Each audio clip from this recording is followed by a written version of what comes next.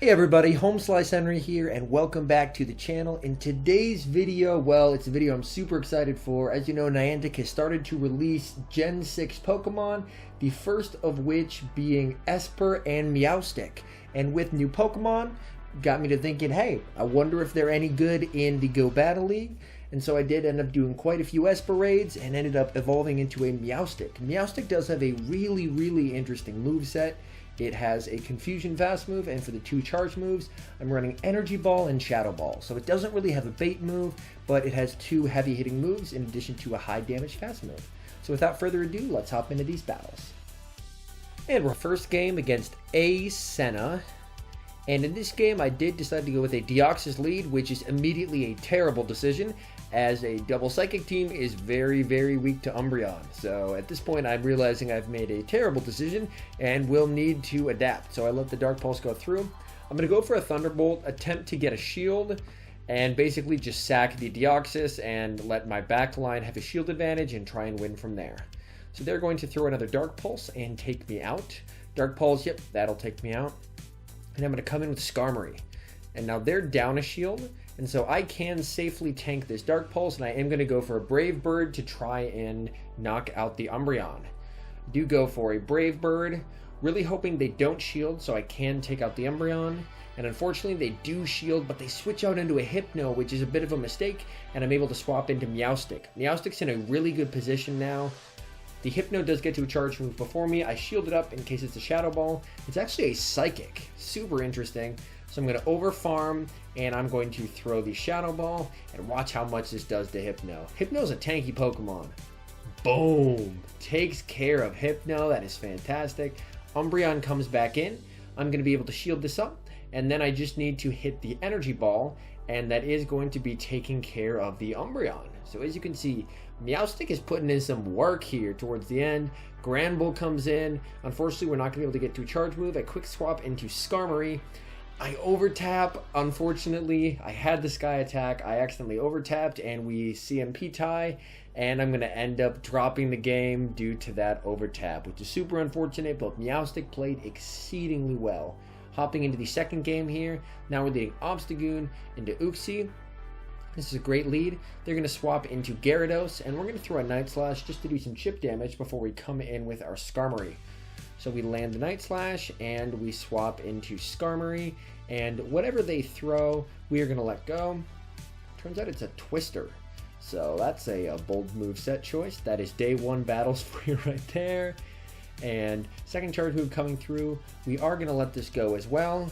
It's just a crunch, and we're able to take them out. In Lowland Sandslash, I'm only going to get to one move, so I do go for a Brave Bird, just in case they decide not to shield. Of course they do shield, and they are able to farm me down. At this point, I'm realizing that I do want the Obstagoon up against the Sandslash, and my Meowstic will be able to take care of the Uxie and back. I do decide to shield up the Ice Punch, and I'm going to over farm by a bit and then go for a Night Slash. And if they choose not to shield this, which my guess is they won't, this is going to be taking them out. Does take them out, and quick swap into my Meowstic, and now it's a race to the charge move against two Confusion users. We are able to get to the Shadow Ball, and look at this damage. Uxie is fairly tanky, but look at this damage. It's, oh my goodness. And they do resign the match, so we are able to take the game. As you can see, Meowstic's actually performing better than I was expecting. Here we get a terrible lead, but this is exactly why we run two counters to fighting in the back. Confusion, look at that. 3 Confusions took out 75% of Blaziken's health. And now we have a Shadow Ball to threaten the Pelipper. And they're going to go for a Weather Ball, and we can safely no-shield this, because Meowstic is surprisingly tanky. We're trying to get to another Shadow Ball. Unfortunately, it lags, but look at that. Just on Confusion damage alone, Pelipper is already at 25% of its health. That's craziness. Meowstic is exceeding my expectations. It's not perfect by any means, but it is exceeding my expectations, which is awesome. Weather Ball is going to take me out, and I'm leaving it up to Skarmory. Let's see what they do have in the back. It is a Ferrothorn. So here, how I'm going to get out of this situation is I need to build up to a Brave Bird. I need to shield this, bait with Sky Attack, get the shield, and then Brave Bird. I'm going to be taking out the Ferrothorn, and then I'll just need a couple Air Slashes to take out the Blaziken. So you can see we do get the shield, so we're in a really good spot. We're building up to the Brave Bird. We get to the Brave Bird. This is going to be taking out the Ferrothorn with some heavy neutral damage. The Blaziken comes in, and 3 air slashes, and we are able to take the game. So as you can see, even on the safe swap, Meowstic did quite well for me. Battle here is against Sniper Mike 72, again leading Obstagoon into Azumarill. So neither of my back Pokemon really want to see Azumarill, that's why I am running Gunk Shot. So I am going to build all the way up to the Gunk Shot and Bait.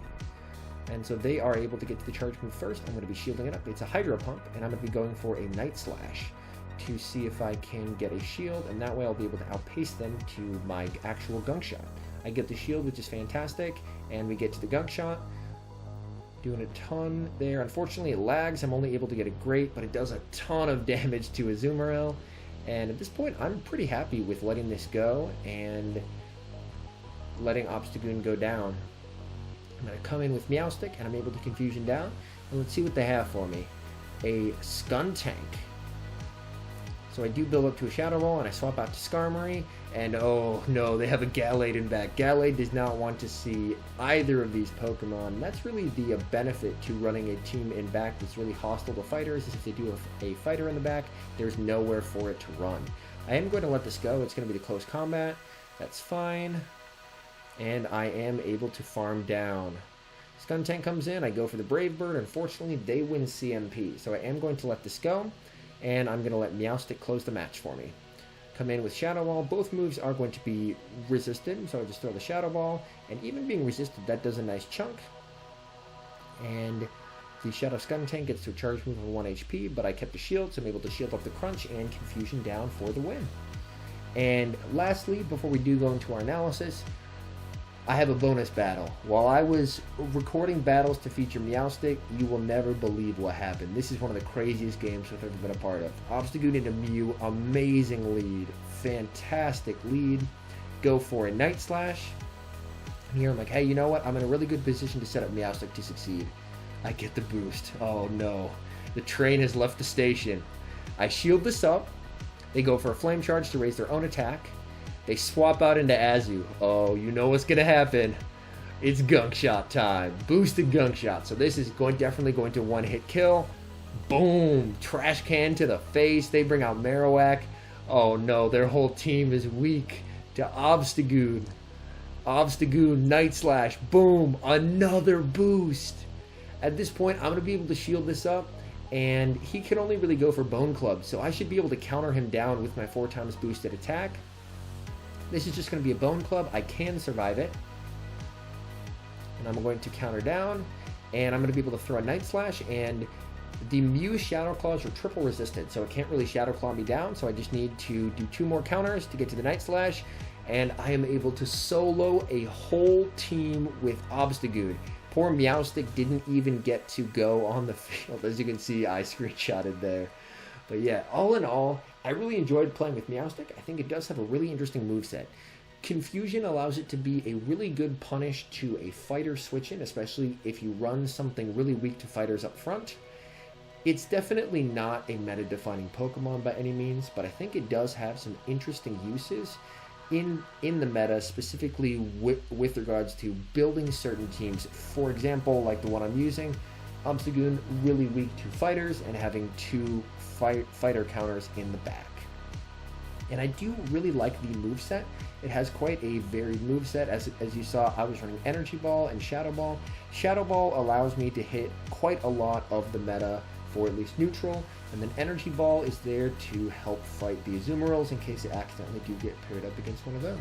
So in conclusion, do you need a Meowstic in Go Battle League? I would say it's not essential, but it is quite fun to use and can be a really essential team player in a really good lineup for you. Anyways, thank you guys so much for watching. As always, if you're new and you enjoy this kind of analysis, feel free to hit that subscribe button. It's free and does help out the channel quite a bit. Appreciate everyone who subscribes and also everyone who just watches. Anyone who watches, very much appreciated. Anyways, thank you guys so much, and I will see you guys in the next video.